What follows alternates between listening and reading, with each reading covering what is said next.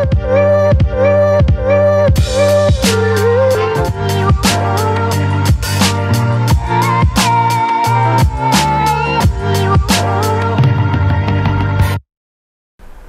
sepak bola, teman-teman netizen atau warganet yang saya hormati semuanya. Welcome back ke konten terbaru dari channel YouTube Triple B. Dan di konten terbaru hari ini saya ingin memberikan analisa dari dua pertandingan di Liga 1 yang telah memasuki pekan ke-16. Yang pertama antara Bali United versus Persebaya Surabaya yang akan dimainkan nanti sore mulai pukul 15.00 waktu Indonesia Barat. Dan yang kedua antara Borneo FC versus Persib Bandung yang akan dimainkan besok malam mulai pukul 19.00 waktu Indonesia Barat. Tapi sebelum saya memberikan analisa saya, pertama-tama saya ingin berterima kasih kepada teman-teman yang telah mendukung kemajuan dari channel YouTube Bola Bung Binder. Karena hingga hari ini jumlah subscribers telah melewati 775.000. Luar biasa dukungan yang teman-teman berikan. Dan saya harapkan dukungan dari teman-teman akan tetap konsisten dan seperti biasa. Saya akan selalu memberikan analisa secara logis, pakai akal sehat dan tentunya fair alias netral. Maka itu seperti yang saya selalu ingatkan kepada teman-teman. Bahwa Triple B bukan saja singkatan dari Bola Bung Binder, tapi juga artinya Binder bukan bazar. Nah yang menarik teman-teman, bahwa di pekan ini akan ada dua big match seperti yang tadi telah saya katakan. Jadi saya ingin memberikan analisa dari match pertama dulu, yakni Bali United versus Persebaya Surabaya, yang adalah pertandingan penting bagi dua tim ini. Karena dua tim ini belum bisa menemukan performa yang konsisten. Dan yang uniknya, ketika sekarang Persebaya punya pelatih baru, Josep Gombau, tapi sejak dilatih oleh Josep, Persebaya baru menang 1 kali, dan dalam 4 pertandingan terakhir tersebut, kemasukan 8 gol teman-teman. Oke lah, memang bisa mencetak kalau nggak salah total 7 gol dalam 4 pertandingan terakhir ini. Tapi kan yang menjadi persoalan kebanyakan kemasukan gol. Nah tentu sulit dong bagi sebuah tim untuk bisa mendapatkan poin atau bahkan meraih kemenangan ketika kebanyakan kebobolan. Nah artinya masalah dari Persebaya Surabaya sama seperti di awal musim, lini pertahanan mereka yang memang belum solid.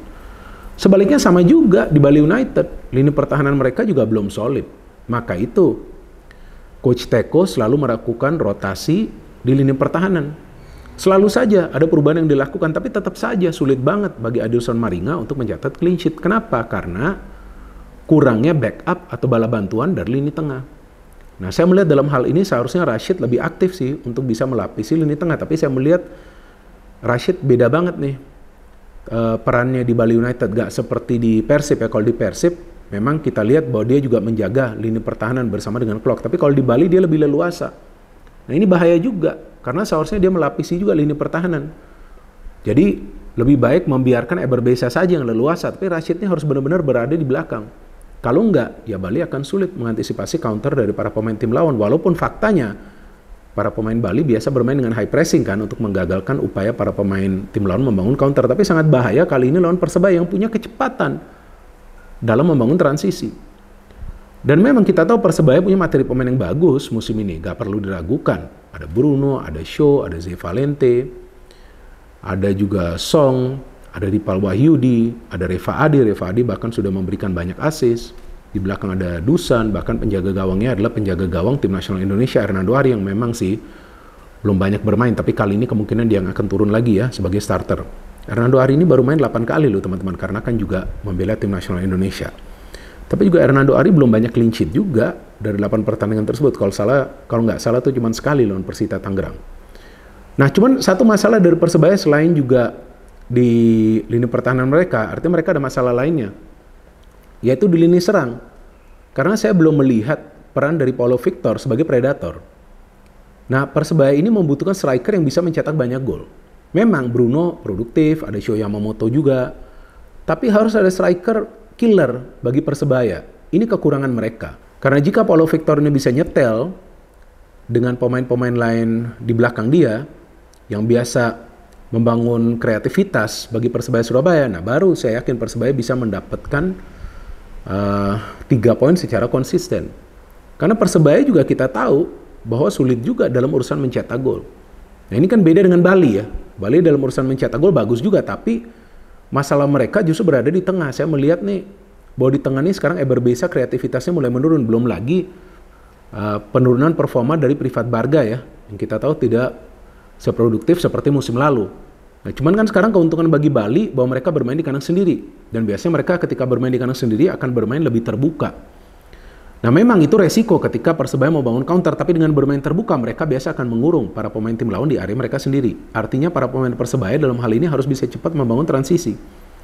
Nah akan ideal sih bagi Persebaya jika mereka membangun transisi dengan mengandalkan one touch passing, tapi sangat penting bagi dua fullback untuk ikut mendukung serangan dari Persebaya. Nah masalah lainnya bagi Persebaya terlalu lama main ball possession. Harusnya possession boleh tapi progresif ke depan, ke jantung pertahanan tim lawan. Nah Bali juga adalah masternya di counter attack. Jadi jangan kaget nanti kalau para pemain Bali juga bermain sedikit konservatif, nunggu di tengah, tapi nanti transisinya cepat. Dan mereka punya pemain muda juga tuh, Rahmat Arjuna, bagus banget tuh pemainnya. Nah Persebaya ini saya lagi nunggu nih, apakah duet center back-nya sama atau enggak nih dari Gombau nih. Apakah tetap Kadek dengan Dusan atau mungkin Kandaimu yang dimainkan. Karena saya melihat masalah nih berada di lini pertahanan. Karena kalau Persebaya ini saya melihat sebetulnya backup dari tengah ini ada, tapi kadang-kadang koordinasi dengan para pemain di lini pertahanan nggak berjalan dengan baik. Nah artinya nih pertandingan nanti sore ini kemungkinan akan berjalan terbuka nih teman-teman, karena dua tim ini membutuhkan 3 poin sebab mereka ingin masuk dengan cepat ke zona 4 besar, karena kan di akhir musim ini hanya tim-tim yang berada di zona 4 besar yang akan lolos ke Championship Series kan, agar bisa menjadi juara dari Liga 1 musim ini. Nah jadi feeling saya pertandingan nanti sore akan ada banyak gol yang bisa tercipta ya. Ini kan feeling saya, jadi saya mengatakan kemungkinan bukan kepastian. Jadi prediksi saya kemungkinan akan ada banyak gol yang tercipta, mungkin bisa ada lebih dari 2 gol. Feeling saya teman-teman, persentase untuk pertandingan ini 55% bagi Bali, 45% bagi Persebaya Surabaya. Ini kan prediksi saya, prediksi bisa salah, bisa juga benar. Nah prediksi seperti teman-teman seperti apa, nanti kalian bisa memberikan prediksi kalian di kolom komentar di bawah konten ini. Jika Bali mau menang, mereka harus bisa mempertahankan daya jelajah di tengah, karena Persebaya itu sangat kuat di tengah, transisi mereka cepat. Jika Persebaya mau menang, mereka harus solid di belakang, nggak boleh sampai ada miskomunikasi. Ya, jadi jika mereka tidak ada miskomunikasi, maka kemungkinan Persebaya akan clean sheet, karena Persebaya juga sudah sulit sekarang ya menjaga clean sheet. Mereka lebih sering kemasukan gol. Jadi itu dia teman-teman, bagi saya prediksinya adalah 55% bagi Bali, 45% bagi Persebaya Surabaya. Dan sekarang pertandingan kedua yang ingin saya memberikan analisa adalah antara Borneo FC versus Persib Bandung.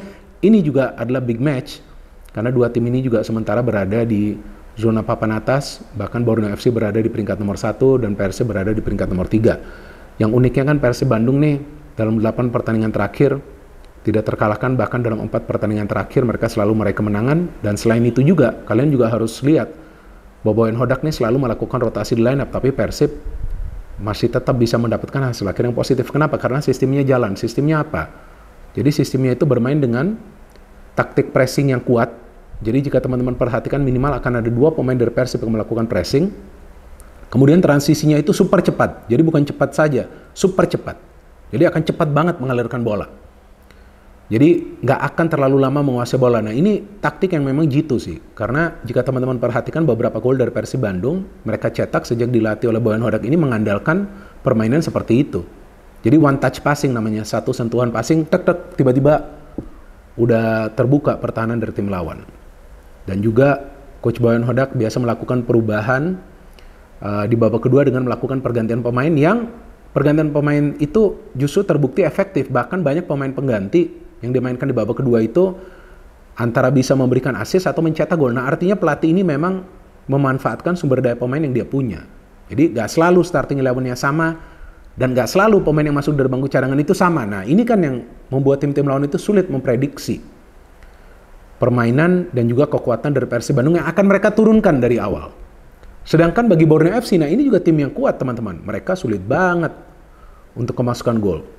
Tapi mereka juga kesulitan untuk mencetak gol sejak mereka memang ditinggalkan oleh Pato. Artinya Pato ini kan akhirnya dijual ya ke klub asal China ya kalau nggak salah ya. Memang ini adalah dari segi bisnis memang menguntungkan. Tapi kalau saya melihat di atas lapangan penggantinya itu Felipe, wah saya lihat susah banget ya bagi dia untuk mencetak gol. Jadi saya pikir Felipe harus improve nih. Ini sama nih problemnya seperti di Persebaya nih, di Paulo Victor. Nah Felipe ini harus improve, dan Felipe memang biasa membuka ruang, tapi dia seharusnya bisa mencetak gol juga. Beberapa kali dia biasa mendapatkan peluang. Ya tapi kan kita tahu key player-nya di Borneo ini adalah Lili Pali ya, yang lagi on fire lah musim ini. Sudah mencetak banyak gol, sudah memberikan banyak assist, tapi selain itu juga dia punya rekan-rekan yang bagus. Seperti ada Adam Ali, seperti ada Terence Puhiri, seperti ada juga Sihran. Sihran sekarang mulai sering bermain ya, bukan pemain asal Myanmar tuh, saya lupa namanya. Jadi di belakang juga mereka kuat. Borneo FC ini kan di belakang kuat ya, ada Leo Lelis tuh kalau nggak salah ya, mantan pemain Persebaya Surabaya kan, dia pernah bermain di Persebaya kalau nggak salah, sebelumnya di Persiraja. Jadi Leo Lelis juga mereka punya, kipernya juga bagus, Nadio. Nah ini feeling saya nih teman-teman, pertandingan antara Borneo versus Persib ini akan ketat, super ketat ini pertandingan. Karena dua tim ini sebetulnya sekarang punya pertahanan yang solid, dan mereka juga sering mengandalkan counter attack. Nah kalau menurut saya nih teman-teman, persentase untuk pertandingan ini adalah 50-50. Kemungkinan besar pertandingan ini berakhir dengan hasil imbang. Itu feeling saya sih. Karena ya Borneo juga mau bermain di kandang sendiri akan bermainnya sangat berhati-hati. Apalagi kalau ketemu tim yang kuat. Tapi counter mereka juga cepat. Jadi Persib ini jangan sampai terlena. Ketika Borneo ini mainnya berhati-hati, cuman main di area sendiri, tiba-tiba Persib keluar menyerang. Wah nanti counternya dari Borneo itu cepat loh. Dan Borneo itu punya pemain-pemain yang bisa memberikan umpan-umpan yang terukur. Umpan-umpan kunci terakhir yang akurat. Seperti Lili Pali, tadi sudah saya sebut namanya, ada Adam Alis, ada juga Terence Buhiri, ada juga Siran.